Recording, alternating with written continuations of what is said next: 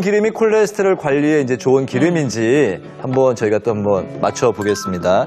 제 생각에는 아무래도 주부들 사이에 인기가 있었다면 요즘에 건강들 많이 생각하니까 코코넛 기름이 굉장히 아무래도 핫했어요. 괜찮지 않을까 싶은데 이지연 씨는요? 근데 저는 네.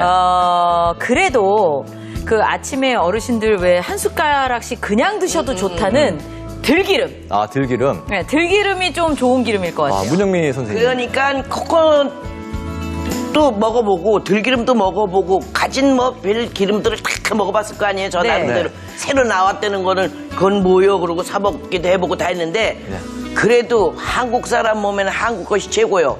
가장 구수하면서도 고소한 참기름이지. 참기름? 그럼요. 코코넛 기름, 들기름, 참기름 나왔는데요. 어떤 기름을 골라서 섭취하는 게 좋을까요? 비야 돼요. 그에 앞서서 우리 민영님께서 얘기하셨던 계란 먹어야 됩니까? 새우 먹어야 됩니까? 오징어입니까? 그러니까 오늘 말씀드린 게 결국 콜레스테롤도 조심을 해야 되지만 이 지금 얘기하는 포화지방, 불포화지방을 조심하셔야 되기 때문에 계란, 새우, 오징어는 드셔도 됩니다. 네. 그 말씀부터 먼저 드리고요. 포화지방이냐 불포화지방이냐. 보통 착각하시는 게 식물성 지방 기름이면 다 좋을 것처럼 생각하시지만 아니에요? 그 식물성 중에서도 포화지방이 많은 건 조심하셔야 되고 불포화지방이 많은 걸 선택을 하셔야 되는데 네. 신동진 아나운서께서 말씀하신 것 중에서 카놀라유, 유채씨 기름이 불포화지방이 거의 93% 정도로 불포화지방이 압도적으로 많고요. 그 외에도 해바라기씨 기름, 들기름, 그다음에 올리브 기름 이런 것들이 불포화지방이 주로 많은 그런 식물성 기름이 되겠고요. 네. 반대로 이제 코코넛유 같은 경우는 포화지방이 거의 91%가 됩니다. 그러니까 불포화지방 식물성인데도 네. 불구하고 그래서 이런 기름들은 조금 콜레스테롤 좀 걱정되시는 분들께서는 좀 조심을 하셔야 되겠고요.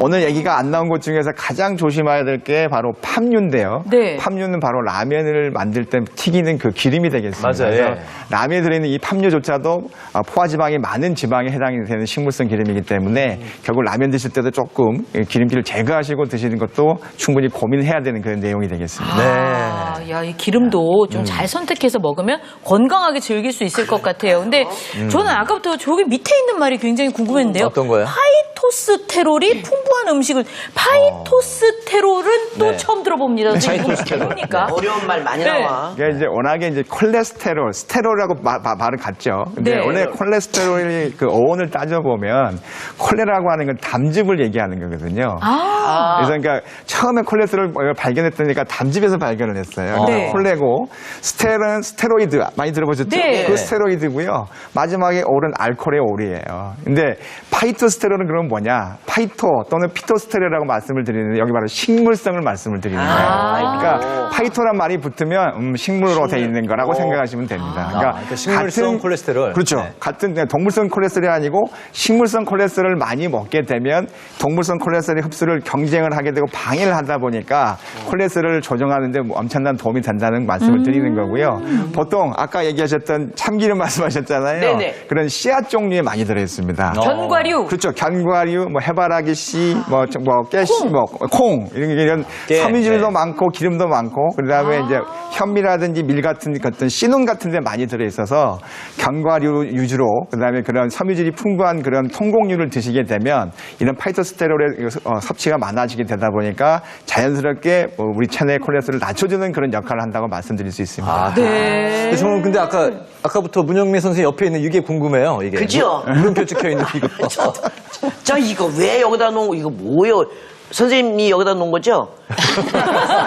이거 뭔데? 이거 물음표 붙어 있으니까 더 궁금해. 아니, 더 궁금해. 이게 네. 도대체 뭐예요? 뭐예요? 그게 바로 그 미국 심장학회가 선정한 LDL 콜레스테롤을 낮추는 최고의 음식이 그 안에 들어가 있다고 하네요. 뭐예요? 그런 거예요. 난 이게 뭔가 그랬어. 자, 한번 들어보실까요? 하나, 둘, 셋.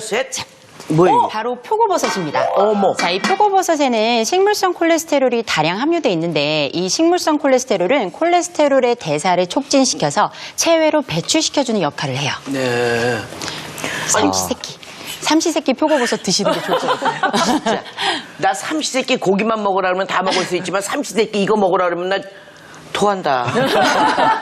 딴 음식 드시면서 적당하게 표고버섯 드셔야 될 것 같네요. 네. 자, 지금 시간이요. 1시 48분 30초 향하고 있습니다. 네, 시청자 여러분들의 질문 한번 어떤 질문이 들어와 있는지 확인하겠습니다. 커피가 콜레스테롤의 수치를 높이는데 영향을 주나요? 네, 야, 김균환 커피. 선생님. 네. 김지은 선생님. 선생님께서 답을 궁금해, 주시죠. 진짜. 제가 대답을 해보겠습니다. 근데 이제 커피 자체에는 포화지방산이나 콜레스테롤은 없어요. 그런데 카페스테롤이라는 물질이 들어있어요. 네. 이 카페스테롤은 간에서 콜레스테롤로 전환이 돼서 결국에는 혈중 콜레스테롤 농도를 높이게 됩니다. 근데 이제 그래도 안심하셔도 되는 거는 모든 커피가 이렇게 콜레스테롤 수치를 높이는 것은 아니고 커피를 내리는 방식에 따라서 달라져요. 아. 드립 커피는 카페스테롤이 필터 종이에 걸리기 때문에 콜레스테롤 수치를 거의 올리지 않고요. 기계식이나 핸드드립 방식 커피도 모두 무해예요. 더치 커피도 실리콘 필터를 쓰기 때문에 염려하실 필요가 없어요. 그런데 커피 믹스 같은 가공 커피에 첨가된 당, 분말 크림, 합성 첨가물 이런 것들은 혈중 콜레스테롤 상승을 많이 시키고 에스프레소나 뜨거운 물로 희석한 아메리카노의 경우에도 콜레스테롤을 상승시킬 수 있기 때문에 주의하셔야 돼요. 아, 이왕 커피를 마실 거면 핸드드립 커피, 드립 종류의 커피를 마시는 게 더 낫겠군요. 알겠습니다. 자, 다음 좋은데. 질문도 한번 보겠습니다. 197 총 콜레스테롤, HDL 74, LDL 114, TG 46, 65세 여성인데 저 어떻게 관리해야 할까요? 야, 이건 정말 자세히 보내주셨네요. 네. 선생님, 뭐 좀 어떻게 하시면 좋을지 좀 지침을 주세요. 네, 보시면은 이제 위험 요소를 따지시면 나이가 하나 있습니다. 예. 65세이기 때문에 여성으로 이제 55세가 넘어가시면 이제 위험 요소가 하나인데 네. 보시면 HDL 콜레스테롤 수치가 좀 높아요. 그러니까 우리가 60 이상이면은 혈관을 보호하는 효과가 있다고 하기 때문에 실제로는 이분이 현재 고혈압이나 당뇨병이 없다 그러면 위험 요소는 없는 겁니다. 오. 그래서 전혀 약을 드실 필요가 없습니다. 그러니까 평상시 식생활만 조심하시고 운동하신다 그러면 약을 드실 이유가 전혀 없고요. 하지만 만약에 당뇨병이라든지 고혈압이 있다고 하시면 그건 조금 고민스럽겠습니다. 네, 네. 그럴 때는 만약에 그런 질환을 가지고 계시면 선생님하고 상의하셔야 한번 됩니다. 찾아뵙는 게 좋을 것 같고요. 네. 원래 아무렇지도 않으시면 지금 아주 잘 조절되고 네. 있는 것 같습니다. 네. 자, 똑똑한 콜레스테롤 관리법을 저희 함께 알아보고 있는데요. LDL 콜레스테롤 수치를 낮추는 것만큼 중요한 것이 이제 중성지방 네. 수치를 또 조절하는 거라고 하셨어요. 볼까요? 네, 중성지방을 낮추려면 어떻게 해야 될까요? 낮추려면 알코올과 탄수화물 섭취를 줄이세요 이렇게 돼 있네요. 네. 밥 네. 줄여야 되나요, 선생님? 김균환 선생님. 술 줄이고 밥 줄이고. 네, 그래서 제가 보통 보시면 남자분들은 술이 문제고요. 우리 어머님들은 단 거, 과일이 문제입니다. 떡과 과일이 빵. 문제신 겁니다. 그러니까 실제로 이제 중성지방이라고 하는 게 지방을 많이 먹어서 중성지방이 되는 게 아니고 어쨌든 우리 몸에 들어오는 이 열량, 칼로리가 너무 많을 경우에는 결국 우리 인간은 지방으로 저장하려고 하는 그런 경향이 있기 때문에 남아도는 에너지는 전부 다 지방으로 바뀌는데 거기에 관여되는 결국 중성지방이 만들어지는 거고요. 주로 술을 많이 드시는 우리 애주가이신 어르신들이 주로 문제가 되시고 어머님들은 이제 과당이 많이 들어있는 단 과일을 드실 경우에 이런 칼로리가 높다 보니까 이런 것들이 자꾸 중성지방으로 쌓이게 되고요. 반대로 이런 경우는 중성지방을 좋게 하려면 좋은 지방을 드셔야 돼요. 네. 그게 바로 아시는 오메가3 지방이 되는 거예요. 그러니까 앞에서 말씀드렸던 들기름이라든지 등푸른 생선들을 드시는 게 이제 네. 조금 더 도움이 되시겠고 결국 같은 칼로리지만 탄수화물은 좀 줄이시고 단백질을 좀 올려서 똑같은 칼로리인 경우에도 중성지방이 내려가는 걸로 되어 있거든요. 그래서 결국은 좋은 기름을 먹고 술은 좀 줄이고 탄수화물도 좀 단 것도 좀 줄이시면은 중성지방은 얼마든지 조절하실 수 있겠습니다. 아니 우리 그 문영민 선생님 어제 생신이셔서 좀 약주 좀 하셨다면서요. 어저께 저 생일이었어요. 네. 아 근데 사실 그렇잖아요. 이게 뭐 어떤 분위기나 이런 것 때문에 그렇지 무슨 이게 뭐 여성들이 또 뭐 먹어봤자 얼마나 먹어 뭐 한두 잔이야 그거야 기본 아니겠어요. 근데 술은 어떻든 끊을 수가 있어. 맞아요. 근데 이 탄수화물을 끊는다는 거는 그냥 목숨 내놔 이거 아니에요. 배가 고프잖아요. 아 그거는 그냥 생각만 해도 허기죠. 아니, 그러니까요. 이 자, 허기죠. 생각하지 마시고 밥심인데. 저희가 네. 좀 준비를 해봤습니다. 네. 탄수화물을 줄일 수 있는 방법을 좀 알아봤는데요. 네. 자, 첫 번째 방법은요. 자, 백미에 콩과 귀리를 섞는다. 김지훈 선생님. 자, 이제 이거 의미는 이제 우리가 저항성 전분이라는 탄수화물이 있는데 네. 이 저항성 전분은 이제 식이섬유가 최대 90%까지 포함된 전분이고 위에서 소장을 거쳐서 대장으로 내려가서 소화되기까지 굉장히 오래 걸리는 전분이에요. 이제 그래서 이걸 조금만 먹어도 포만감이 오랫동안 지속돼서 탄수화물 섭취 자체를 줄일 수가 있습니다.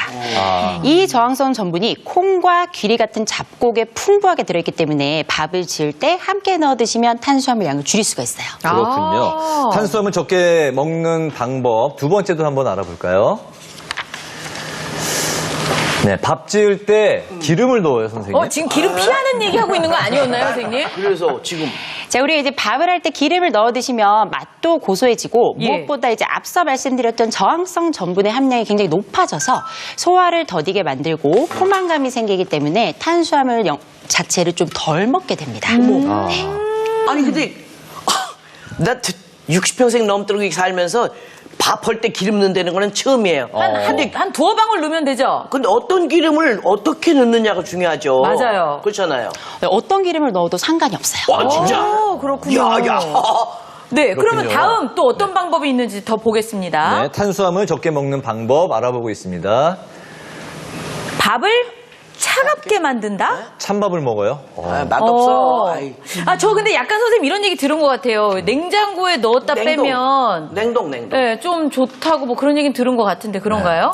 네, 밥을 차갑게 만든다는 것은 이제 우리가 밥을 지어놓고 그것을 이제 다 소분해서 냉동실이나 냉장실에 넣었다가 드시면 이제 맛은 좀 떨어져도 네. 탄수화물 자체가 이제 소화되고 흡수되는 속도를 좀 떨어뜨려주기 때문에 이제 조금 더 탄수화물 양을 줄일 수 있다는 얘기인데요. 그거 외에도 이제 탄수화물을 드실 때 다른 열량 그 소모하는 에너지원들 그런 식품들을 1대2의 비율로 먹는다던가 그런 다른 여러 가지 방법을 들 수 있어요. 네. 그렇군요. 네. 자, 탄수화물도 관리를 하면서 저희가 똑똑한 콜레스테롤 관리법에 대한 이야기를 나누고 있는데요. 네. HDL 콜레스테롤 이번에는 높이려면 어떻게 해야 되는지 자, 보겠습니다. 신체 활동량을 늘리라고 돼 있네요. 아 예. 진짜. 신체 활동. 아 진짜 신체 활동 그냥 앉아 있는 것도 힘들어. 아 진짜. 그냥 운동하세요. 운동하셔야 되는데 요즘 만보기가 유행이잖아. 만보. 네, 맞아요. 그냥 다 지금 만보 걷기 하는데 나랑 그냥 100걸음이라도 좀 걸어봤으면 좋겠어.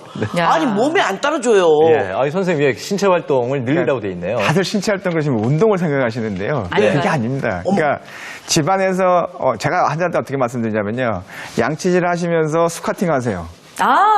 그러니까 조금이라도 움직이시면 그게 신체 활동이시거든요. 네. 집안일을 조금만 늘리시는 거, 청소만 좀 더 한다든지 설거지만 조금 더 한다 하더라도 HDL 콜레스테롤 관리에 엄청난 도움이 되겠습니다. 네, 그렇군요. 참 이게 늘상 집안일 하면서 HDL 콜레스테롤 수치를 높일 수 있다. 요거 참 궁금해하시는 분들이 많으실 텐데요. 김규남 교수님이 직접 추천해주신 우리가 일상생활에서 몸을 쓸 수 있는 방법 한번 보도록 하겠습니다. 네, HDL 콜레스테롤을 높이기 위한 일상생활에서의 이제 운동. 장보기는 당일 필요한 양을 자주 구입하고 카트보다는 장바구니를 사용한다. 서 있거나 움직이면서 전화 통화한다. 우와. 텔레비전을 볼 때는 리모컨을 사용하지 않는다. 귀가하는 가족 마중 나가기. 다 일상생활에서 조금 더 활동량을 늘리라는 그런 건데요. 네. 지하철이나 버스를 기다리는 동안 계속 움직이기. 대중교통을 이용할 때 한 정거장 앞에 내려서 많이 걸어보기. 버스나 지하철 안에서 자리를 양보하고 서 있기. 서 있기도 네. 앉아 있는 것보다 좋은 거군요. 마지막으로 팔을 힘차게 흔들면서 활발하게 걷기. 우리 아까 운동할 때도 했잖아요. 그렇죠? 네, 이게 전부 이제 HDL 콜레스테롤을 이제 높일 수 있는 네. 신체 활동들에 대해서 이제 알아봤는데요. 제가 이거는 진짜 제가 옆에서 뵙기에도 신동진 아나운서가 정말 실천을 이렇게 우리가 배우지 않아도 너무 열심히 하십니다. 그래서 몸이 그러신지 받쳐주잖아. 날렵하세요. 예. 항상 제자리에서도 걷고 계시고 이거 악력도 하시고 근데 이게 정말 제가 옆에서 뵈면 항상 보시락 뭐 하시거든요. 아니 원래 제가 이 방송을 하기 전에가 아침 시간이 이제 운동 시간이었는데 아침에 이제 10시까지 여기 EBS에 오다 보니까 운동할 시간이 없는 거예요. 그래서 이제 가만히 있느니 네. 주변이라도 그냥 항상 움직이세요. 걸어보자. 근데 이게 도움이 제가 눈으로 뵙기에는 되는 것 같아요, 선생님. 네, 맞습니다. 어떤가요? 우리가 보통 일주일에 한 3,000칼로리 정도만 이상 소모해도 HDL 콜레스테롤 수치를 높이고 뭐 당뇨병, 고혈압 이런 만성 질환을 예방한다고 되어 있거든요. 근데 앞에 말씀드렸던 이런 신체 활동을 한 30분 정도만 하셔도 네. 하루에 거의 한 800칼로리가 소모가 되거든요. 우와. 그러면 일주일에 한 5번 정도 하시면 벌써 4,000칼로리예요. 이런 활동을 하루에 30분 정도만 하셔도 얼마든지 HDL 콜레스테롤 높이시고 혈관 질환 예방하실 수 있는 아주 큰 좋은 방법이 되겠습니다. 이지연 선생님 씨도 그럼 혼자서 내일부터 하지 마시고 예. 이지연 일어나 하세요. 저도 옆에서 서서 저는 앉아 있거든요. 대본 보고. 네, 우리 리허설 끝나고 네. 같이 복도 걸어 다닙시다. 계속 걸어야 네. 되겠어요. 야, 네. 그렇군요. 네, 시청자 여러분들의 질문이 또 계속 많이 들어와 들어오고 있습니다. 있는데요. 예, 어떤 질문인지 보겠습니다. 이상 지질혈증으로 콜레스테롤 수치를 조절하는 지질 강화제를 먹고 있는데 이 약의 부작용이 혹시 있나요? 하셨네요. 지금 약 처분을 받으시고 이제 드시고 계시네요. 네. 네, 제가 그렇게 말씀드립니다. 부작용이 없으면 약이 효과도 없는 겁니다. 그러니까 부작용이 없다 그러면 거짓말인데요.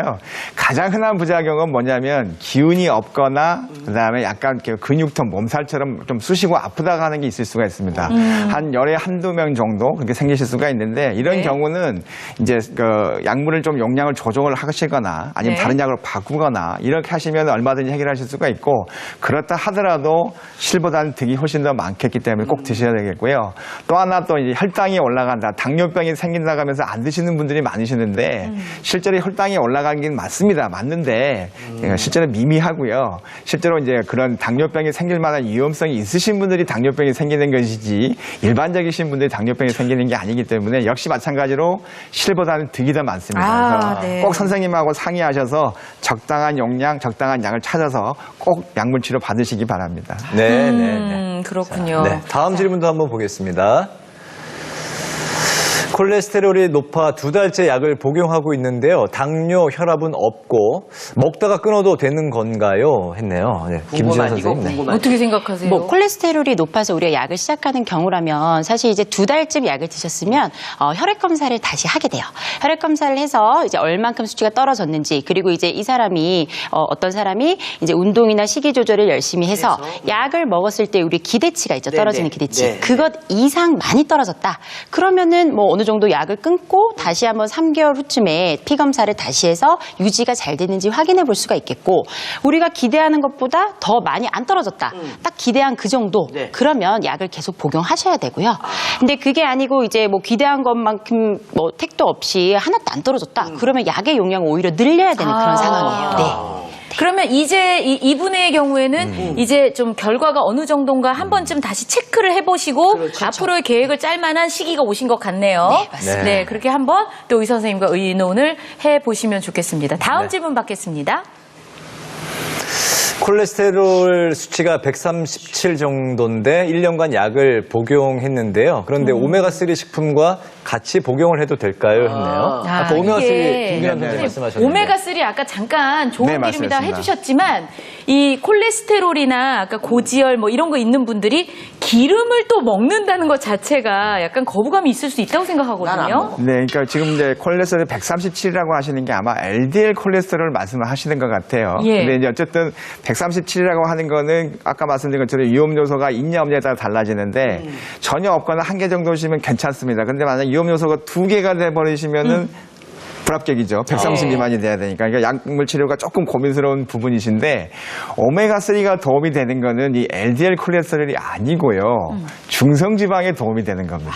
그러니까 아까 말씀드렸죠. 그러니까 탄수화물을 줄이고 술을 줄이고 대신에 불포화 지방산 중에 하나인 오메가3를 드시는 게 중성지방에 도움이 되기 때문에 그거 드리는 거고 실제로 LDL 콜레스테롤에 대해서는 오히려 조금 더 올린다는 얘기들이 있어서 네. 그러니까 만약에 137이라고 하는 게 중성지방이라고 하시면 제가 드시는 걸 말릴 생각은 없지 만약에 LDL 콜레스테롤이라고 하신다 그러면은 오메가3가 도움이 되시는 게 별로 없겠습니다. 네, 네. 알겠습니다. 많은 분들이 질문 보내주셨는데요. 뭐 약물 치료도 있고 의사 선생님과 상담도 하시고 뭐 식이 조절도 하셔야겠지만 김지현 선생님 우리 또 운동은 또 뺄 수는 없잖아요, 그렇죠? 네, 맞습니다. 네. 그래서 네. 운동을 좀 추천을 해주신다고 벌써 벗고 하시길 바랍니다. 네, 죄송합니다. 네, 어떤 운동이에요? 소개해 주실 운동이? 네, 우리 이제 의자에 앉아서 누구나 따라해 볼 수 있는 간단한 운동 두 가지를 설명해 드릴게요. 네. 앉아서 걸음마, 앉아서 수영 이렇게 두 가지를 제가 알려드리겠습니다. 알겠습니다. 자, 이제 마무리를 하고 운동을 따라해 보도록 하겠습니다. 내일 이 시간에는요, 영양이 풍부한 천연 보약 중에 하나라고 이야기되어지는 우리 중장년의 면역력을 키우는 데 딱인 가을 버섯 이야기를 해보려고 합니다. 오늘 표고버섯도 잠시 소개가 됐는데요. 내일은 버섯 이야기 풍성하게 준비하고 있으니까 기대해 주시기 바랍니다. 네, 찬란한 중년을 위한 라이프 스타일을 제안합니다. 일단 해봐요 생방송 오후 1시. 저희는 김지은 선생님께서 추천하시는 HDL 콜레스테롤을 높이는 그런 좋은 운동을 같이 따라하면서 오늘 방송을 마치겠습니다. 네. 함께해 주신 여러분 고맙습니다. 고맙습니다. 감사합니다. 신동진 아나운서처럼 몸매를 만들기 위해서 운동을 합시다. 움직여야 돼요. 움직여야 돼요. 운동을 합시다. 자, 선생님 설명해 주세요. 어떻게 하면 돼요? 자, 이제 의자에 앉으셔서 네. 한쪽 무릎을 들고 네. 한쪽 팔, 반대쪽 팔을 드시고요. 네. 걸음마 아시죠? 걸음마 준비 자세를 취해 주신 다음에 걸음마. 양팔과 다리를 빠르게 앉아서요. 걷듯이 그렇죠. 앉아서 하시는 거예요. 다리와 복부에 힘을 주면서 호흡은 편안하게 유지하시고 계속 빠르게 속도를 찾아서 걸으시면 되고요. 난이도를 이렇게 너무 힘드신 분들은 등받이가 있는 의자를 쓰시고 그렇죠. 뭐 괜찮다 하시는 분들이 이렇게 등받이에서 등을 뗀 상태로 네, 계속 하면서 20초 정도씩 3세트를 반복해 주시면 돼요. 아, 3세트씩. 네네네. 이렇게 해주시고. 계속 할 만은 하는데 네. 하니까 힘드네요. 생각보다 힘들죠. 네. 그리고 이번에 이제 앉아서 수영인데 의자에 앉아서 오, 양 네. 발바닥은 바닥에 붙이시고요. 네. 양팔을 앞으로 이렇게 뻗으세요. 그 다음에 상체를 곧게 편 상태에서 앞으로 살짝 숙이고 수영하듯이 양팔 이렇게 교차해 주시면 됩니다. 자, 이럴 때 이제 그냥 팔만 하는 게 아니고 앞으로 나아간다는 느낌으로 상체를 이렇게 뒤틀어 주셔야 돼요. 아예 이렇게 뒤틀어서 최대한 몸을 많이 그렇죠. 쓰는 거군요. 몸을 많이 뒤틀어서 이것도 20초 정도씩 3세트를 반복해 주시면 됩니다. 이야. 네, 자유형 동작이네요. 선생님도 열심히 하시네요. 선생님, 걸으면서 수영을 하면 어떨까요? 걸으면서 수영을. 와, 엄청나게 힘든데 이거는 하셔도 뭐. 완전 복합 운동인데? 한 번에 너무 무리하지 말고. 난 이거 할래. 힘들어.